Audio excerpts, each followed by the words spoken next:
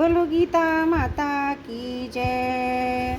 ओम श्री परमात्मने नमः।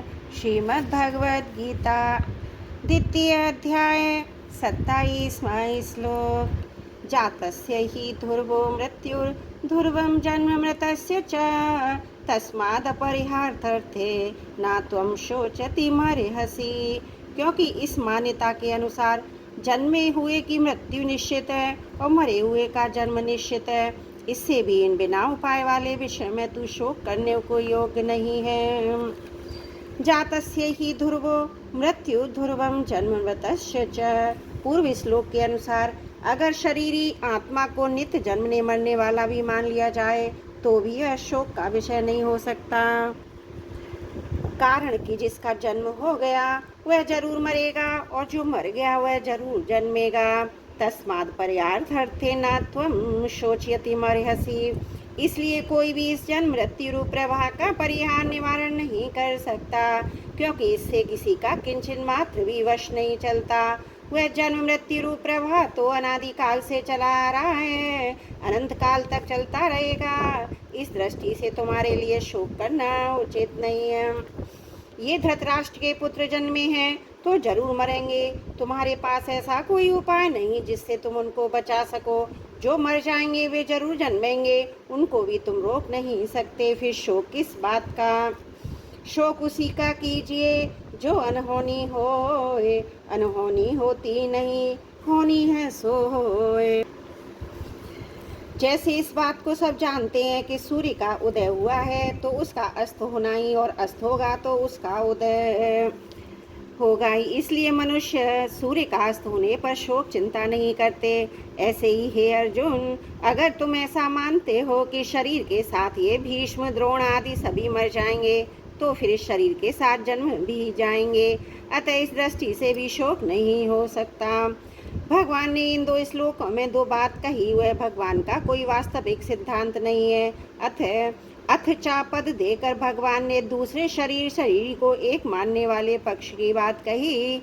ऐसा सिद्धांत तो है नहीं। अगर तू ऐसा मान भी ले तो भी शोक करना उचित नहीं। इन दो श्लोकों का तात्पर्य हुआ कि संसार की मात्र चीजें प्रति क्षण परिवर्तनशील होने से अपने रूप को छोड़कर दूसरे रूप को धारण करती रहती हैं। इससे पहले रूप को छोड़ना ये मरना हो गया, दूसरे रूप को धारण करना ये जन्मना हो गया। इस प्रकार जो जन्मता है उसकी मृत्यु होती है, और जिसकी मृत्यु होती है वह फिर जन्मता है। ये प्रभाव तो हरदम चलता ही रहता है। इस दृष्टि से भी क्या शोक करें। परिशिष्ट भाव से किसी प्रियजन की मृत्यु हो जाए, धन नष्ट हो जाए तो मनुष्य को शोक होता है। ऐसे ही भविष्य को लेकर चिंता होती है। अगर स्त्री मर गई तो क्या होगा, पुत्र मर गया तो क्या होगा आदि। ये शोक चिंता अपने विवेक को महत्व न देने के कारण ही होते हैं। संसार में परिवर्तन होना, परिस्थिति बदलना आवश्यक है। अगर परिस्थिति नहीं बदलेगी तो संसार कैसे चलेगा। मनुष्य बालक से जवान कैसे बनेगा, मूर्ख से विद्वान कैसे बनेगा, रोगी से निरोग कैसे बनेगा, बीज का वृक्ष कैसे बनेगा। परिवर्तन के बिना संसार स्थिर चित्र की तरह बन गया। वास्तव में मरने वाला परिवर्तनशील ही मरता है, रहने वाला कभी मरता ही नहीं। ये सबका प्रत्यक्ष अनुभव है कि मृत्यु होने पर शरीर तो हमारे सामने खड़ी है, फिर शरीर का मालिक जीवात्मा निकल जाता है। अगर इस अनुभव को महत्व दें तो फिर चिंता शोक हो ही नहीं सकते, क्योंकि बाली के मरने पर भगवान राम इसी अनुभव की ओर तारा का लक्ष्य कराते हैं। तारा विकल देख रघुराया, दीन ज्ञान हर लीनी माया। क्षितिजल पावक गगन समीरा, पंच रचित अति अधम शरीरा। प्रगट सुतनु तब आगे शोभा, जीव नित्य के ही लगी तुम्हें रोवा। उपजा ज्ञान चरण तब लागी, लीने से परम भगति वर मांगी। विचार करना चाहिए कि जब 84 लाख योनियों में कोई भी शरीर नहीं रहा तो फिर ये शरीर कैसे रहेगा। जब 84 लाख शरीर में मेरे नहीं रहे तो मेरे ये शरीर में मेरा कैसे रहेगा। ये विवेक मनुष्य शरीर में हो सकता है, अन्य शरीरों में भी नहीं। त्रुटियों के लिए क्षमा चाहती हूँ। 27वां श्लोक समाप्त। वसुदेवसुतं देवं कंसचारुण्यमर्दनं देवकी परमानन्दं कृष्णं वन्दे जगद्गुरुम्। 28वां श्लोक। अव्यक्तानि भूतानि व्यक्तमध्यानि भारत अव्यक्तनिधानन्येव तत्र का परे ये देवनाम।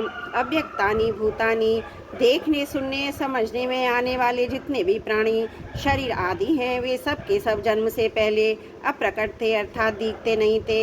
अव्यक्तानि धानान्येव ये सभी प्राणी मरने के बाद अप्रकट हो जाएंगे अर्थात इनका नाश होने पर ये सभी नहीं में चले जाएंगे दिखेंगे नहीं। व्यक्त मध्यानि ये सभी प्राणी बीच में अर्थात जन्म के बाद और मृत्यु के पहले प्रकट दिखाई देते हैं जैसे सोने से पहले भी स्वप्न नहीं था और जगने पर भी स्वप्न नहीं रहा ऐसे ही इन प्राणियों के शरीरों का पहले भी अभाव था पीछे भी अभाव रहेगा परंतु बीच में भाव रूप से दिखते हुए भी वास्तव में इनका प्रतिक्षण अभाव हो रहा है।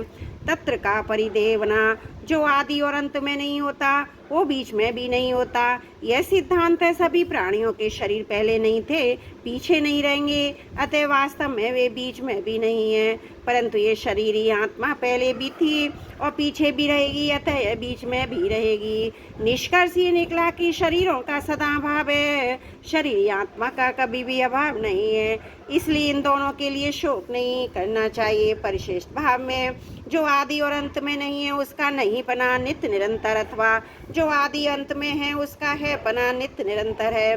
जिसका नहीं पना नित्य निरंतर है वह शरीर है और जिसका पना नित्य निरंतर है वह सत शरीरी आत्मा है। असत के साथ हमारा नित्य वियोग है और सत के साथ हमारा नित्य योग है। त्रुटियों के लिए क्षमा प्रार्थी हूँ। 28वां श्लोक समाप्त। वसुदेवसुतं देवं कंसचारुण्यमर्दनं देवकी परमानन्दं कृष्णं वन्दे जगद्गुरुम्।